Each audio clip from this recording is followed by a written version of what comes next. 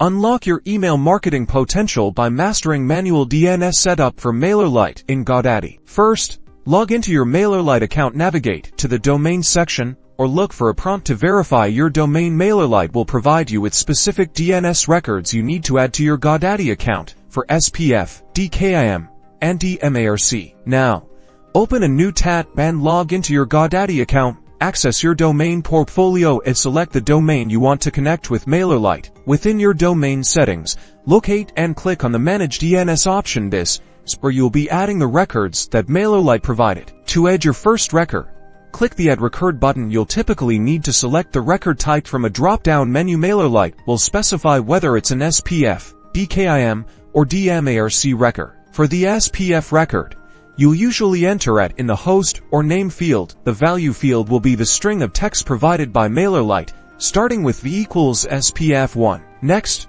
for the DKIM record, Mailerlite will give you a specific host or name like mail or a longer string, and a corresponding value which is a longer code. Finally, for the DMARC record, the host or name will usually be _DMARC. The value will be a policy statement. For example, V equals DMARC1.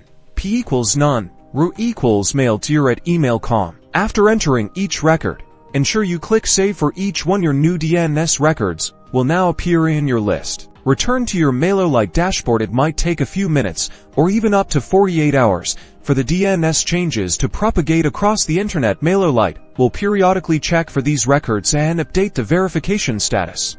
Once Mailerlite confirms your records are correctly set up, your domain will be verified and authenticated, significantly boosting your email deliverability and sender reputation.